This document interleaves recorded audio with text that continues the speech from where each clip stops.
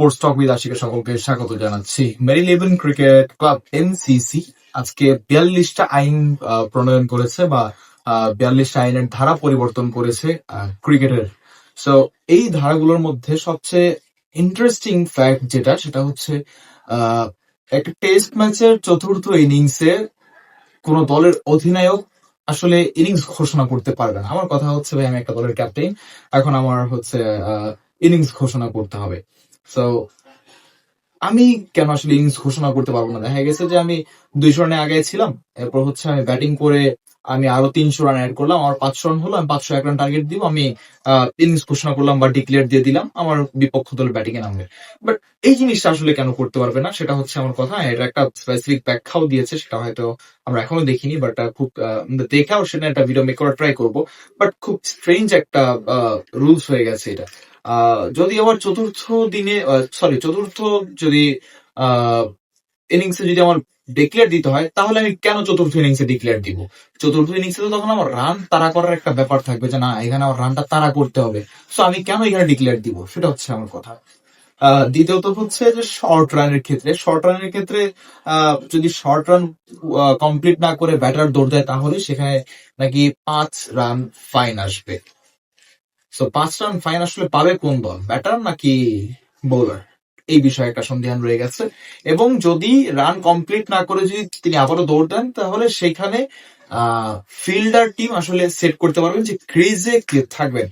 ধরুন যে আপনি 2 রান নিচ্ছেন, আপনার যিনি নন স্ট্রাইকার আছে তিনি হচ্ছে দৌড় দিয়েছেন, তবে আপনি হচ্ছেন এখানে এসে মানে বোলিং ক্রিজে এসে আপনি দাগে ব্যাট না সে আপনি আবার দৌড় দিয়েছেন, সেখানে 5 রান পেনাল্টি হবে।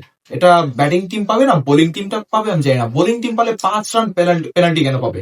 এটা উইকেট হিসেবে গণ্য করা হবে, অথবা তারা যে রান করবে সেই রান থেকে কর্তন করা হবে। আর ব্যাটিং টিম পেলে তাহলে সেখানে ঠিক আছে, 5 রান তারা পেনাল্টি পাবে, অর্থাৎ বেশি পাবে। আর ওই ক্ষেত্রে আমি আপনাকে সেট করতে পারবো যে হ্যাঁ ভাই, আপনি 2 রান নেন নাই, আপনার এই রানটা হয় নাই, ক্রিজে ওই যে উনি থাকবে। জিনিসটা অদ্ভুত হয়ে গেল না? এবার আসি একটু হানি হানি হানি হোপ ক্যাচের ব্যাপারটা, যেটা হচ্ছে বাউন্ডারি রোপের বাহির থেকে আসলে 2-3 লম্ফ দিয়ে বলটাকে ভিতরে ফেলে দিয়ে সেখান থেকে বাহির থেকে আবার ভিতরে এসে ক্যাচ নেওয়াটাকে হানি হোপ ক্যাচ বলা হয় ক্রিকেটে। সো আসলে এই ক্যাচের ক্ষেত্রে এমসিসি একটা নির্দেশনা দিয়ে দিয়েছেন যে বাউন্ডারি রোপের বাইরে লাফ দিয়ে কেবল একবারই বলটাকে টাচ করা যাবে, এবং সেটা একবারে এক টাচে হচ্ছে বাউন্ডারি রোপের ভিতরে ফেলতে হবে, এবং তারপর বাউন্ডারি রোপের বাইরে থেকে ভিতরে গিয়ে বলটাকে ক্যাচ নিতে হবে। স্ট্রেঞ্জ, মানে আমি হচ্ছে বাউন্ডারির বাইরে চলে এসে আমি এখান থেকে বলটা আমি এক টাচে আমি ফেলতে পারলাম না বাউন্ডারি রোপের ভিতরে। আমার তো সেক্ষেত্রে একটা টাচ করতে হবে, বা কোনো মতে আমার আঙ্গুল স্পর্শ করলো না ঠিকভাবে, আমার তো সেকেন্ড টাচে বলটা নিতে হবে। এখন ভাই, আমরা কেউই মিস্টার পারফেক্ট না যে আমরা এক টাচে বলটাকে আমরা বাউন্ডারি রোপের ভিতরে ফেলবো। সো এই যে মানে যেই এমসিসি নিয়মগুলো করলো, এই নিয়মগুলো খুব স্ট্রেঞ্জ। আপনার নিয়ম করার মধ্যে আম্পায়ার কলটা তুলে দেওয়া দরকার ছিল। আম্পায়ার কলটা খুব টাফেস্ট একটা থিং, এবং আমার মনে হয় ক্রিকেটের মধ্যে খুব জঘন্য একটা কল হচ্ছে আম্পায়ার কল।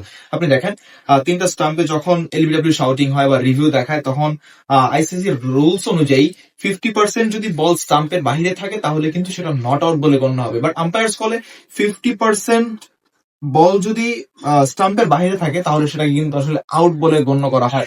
বাট এই আম্পায়ার কলটাকে বাদ দেওয়া উচিত ছিল। যদি আমি আপনাকে একটা ক্লিয়ার জিনিস বুঝাই, আমি হয়তো একটু আউটডোরে থাকলে আপনারা বুঝতে পারতেন।